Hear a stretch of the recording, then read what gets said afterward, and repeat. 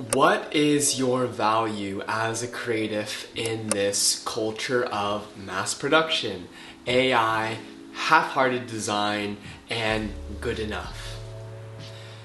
The creative economy is shifting rapidly right now as we speak, and it's not hard to see the writing on the walls that are leading us as creatives to really ask this question: how can I have the most impact? Where is my energy best directed? So in this video, I want to talk about what tomorrow's economy is going to reward and how you can lead with your nervous system and give your gifts in a way that meet the demands of what culture is going to want tomorrow, and also speak to how you can productize yourself from a business standpoint and really have the most profound impact. So if you're new here, my name's Kev and I help ambitious creatives get into their bodies. I've also designed furniture, architecture, all those things, but here I am now. So tomorrow's economy is going to reward what I call the wisdom worker. And I want to break down what wisdom means so we can frame this discussion, right? So it doesn't matter what your creative medium is, there is a sense of wisdom that you embody as you create. So what is wisdom? Wisdom is knowledge embodied. And I want to underscore and underline what embodied knowledge truly means. It's when we are able to translate what we think to know, the information that we take in, from understanding to a part of our being, right? It is made real in the muscle. We've practiced the kind of awkward dance enough to where we get it. It's in our body. We've ridden the bike or the tricycle enough to where we get it. We don't need to describe it, we just do it, right? There's a point where words fall short here. You just have that sensation of when you fundamentally rooted in a new version of yourself, an idea that really resonates with you, a way of being, right?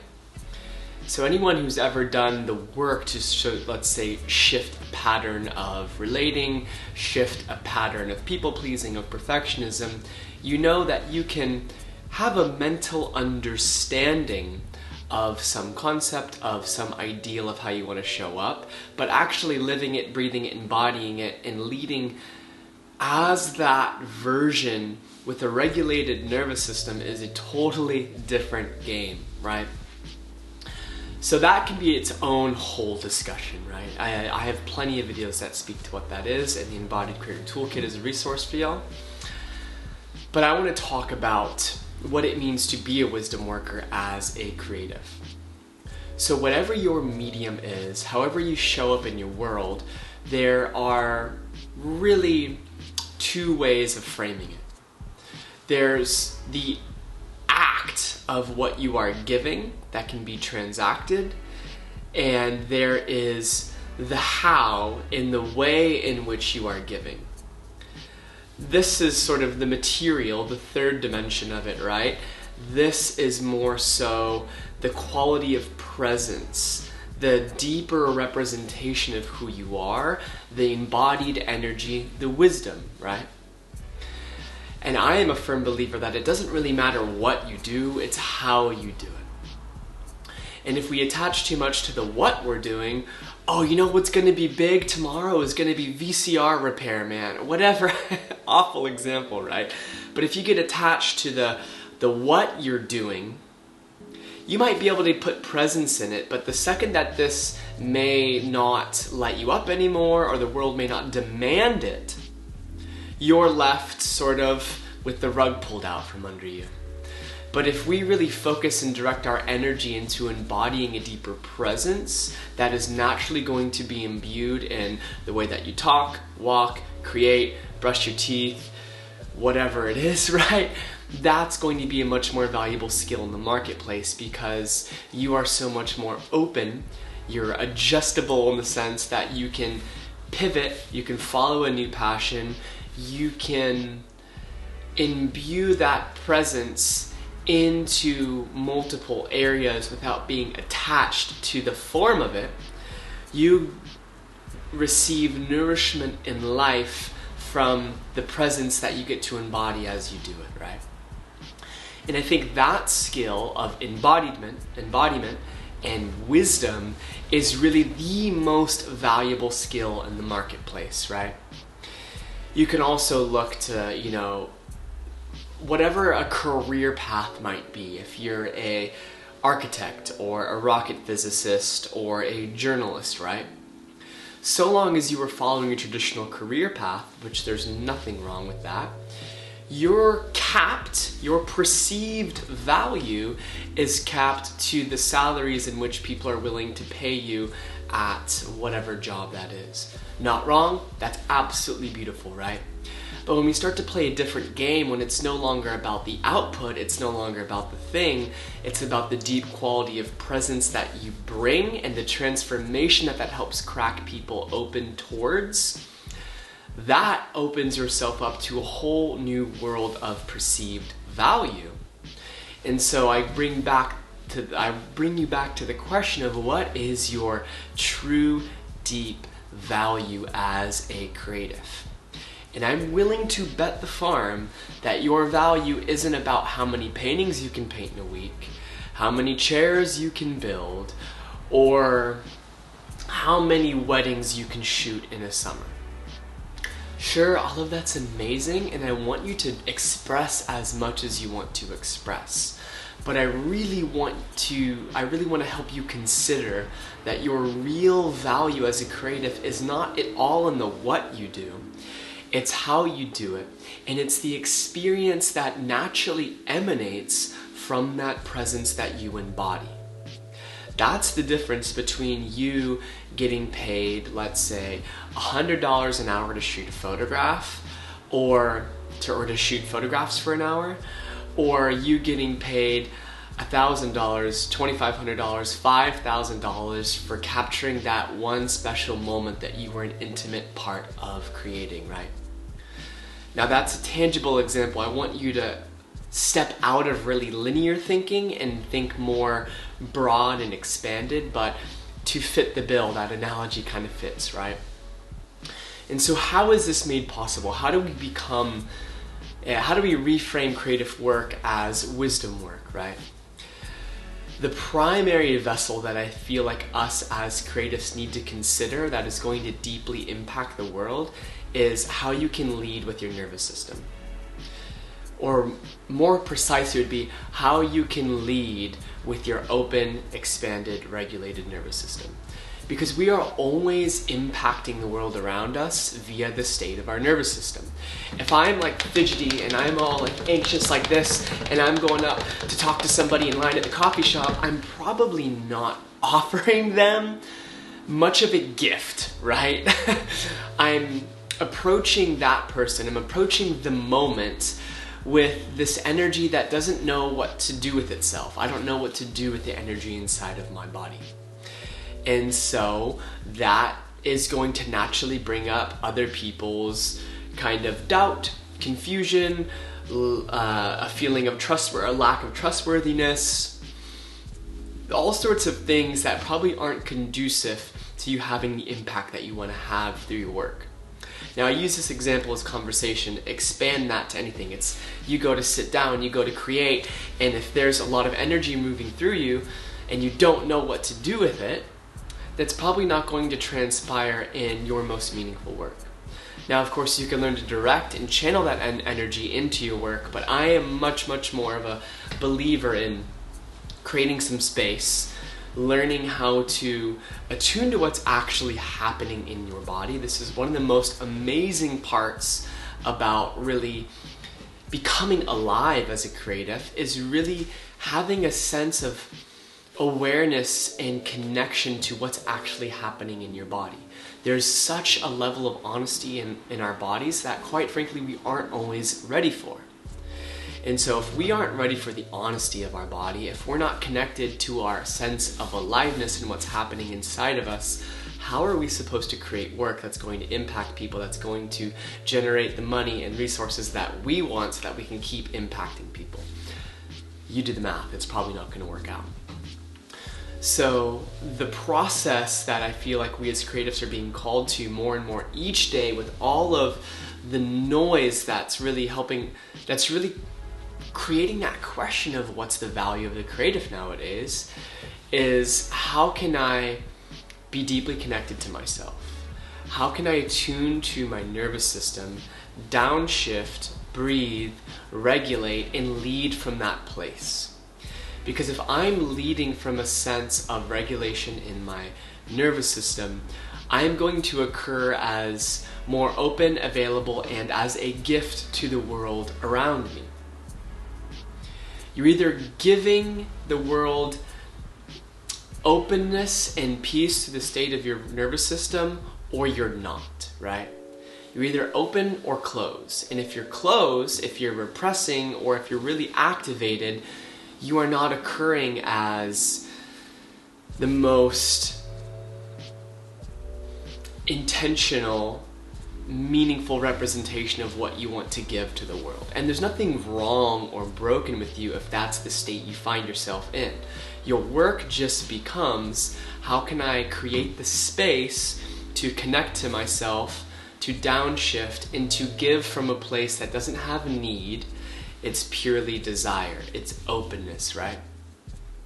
So when we learn to lead with our nervous system, we are leading with the deep wisdom inside of us that is unique to us from all of the journey that you've embodied as a creative. It's not about the work that you're creating. It's about everything that you've learned along the way, and you opening and offering that indirectly, right? This isn't, you're not necessarily going up to somebody and saying, here's all of the trauma I've healed. No, I'm not pointing to that. But I'm saying that that is a natural emanation that is coded inside of the work that you give. When you come from that place of rootedness into your values, of regulation, and you lead from that place. When you are leading with your nervous system, you are setting yourself up to be most well received in the world. And you are also energetically just creating such a deeper level of trust, intimacy, and commitment, power, belonging, all of those things, because you are just engaging the moment more fully, without layers of your shit, without layers of what you're trying to get, because it's focused on what you want to give. And that is deep embodied wisdom. It's not what can I get from someone, what can I get from these people, what can I get from the culture, what can I take, and it's how can I be rooted in my values and in my sense of self-connection so deeply that I know best what to give, and I can direct my energy in that way. And when you create that sense of alignment, you become magnetic. People gravitate towards you. You're also challenged, yes, but people find that irresistible. People tend to pay you more money because you are embodying so much more presence and trustworthiness. And that's just fucking how it is, right? It's hard to explain, because to borrow a phrase, like talking about what it means to be embodied is like dancing about architecture, like you can dance about it all day long, but people won't necessarily understand that. You just have to experience it for yourself.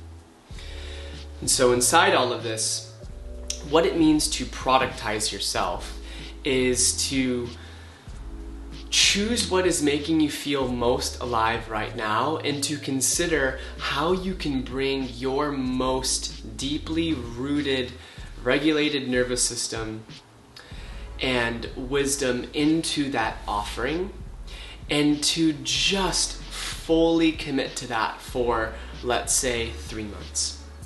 This doesn't need to be what you do for the rest of your life, but it's like, I want to commit to what it's like to do flat packed furniture, handmade in California with love, and everything is going to be analog. There will be no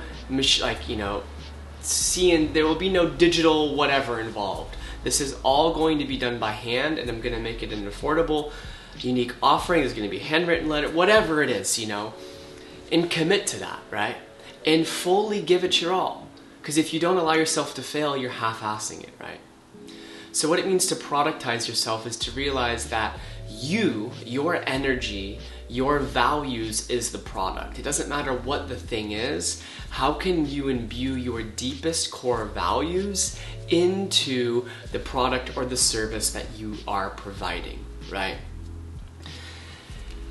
Money isn't an exchange of value, it's an exchange of values. So the more clear you become on the values that you want to imbue into your work, the more you just lead with that, and the more you just attune your whole system to that, people are not just paying for the product, the service, people are exchanging the same value system that is bridged via your product or service, right? If your value system is deep self-connection, presence, honesty, and community, people can exchange their values for community, stillness, and using their body for an intimate yoga class, for a sauna, for whatever it is, right? And so when you can get clear about creating one unique offering that imbues your values, encodes your sort of wisdom, and has sort of clarity around what it is, right? Without all the bells and whistles. We tend to complicate everything.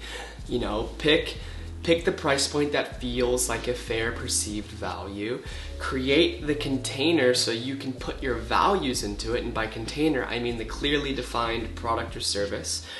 And put all of your values and all of your ethos and all of your personality into it, and breathe into it, right? I know it sounds woo, but it's like just literally breathe. When you are giving your creative gifts, whatever that is, be connected to your breath. Your presence is your gift to the world, right?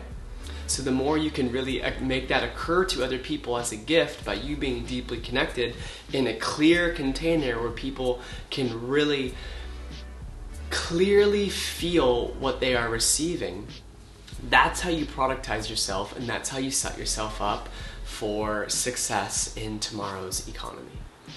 Now, as I'm speaking this, I realized I could probably speak for like 30 minutes on that, so maybe I'll make a separate video. But if you want a deeper dive into what I call the embodied business arts, you can check out the Embodied Creator Toolkit. That's a whole section inside devoted towards what it means to give a product or service from that deep place of embodiment, creativity, and wisdom. And if you just want more story, right, and more intimate guidance, check out my newsletter. It's a free resource. Tons of people are in there really loving what they are receiving. So thank you all for being here. I appreciate you. Let me know what you think, and I'm looking forward to seeing you in the next one. Ciao.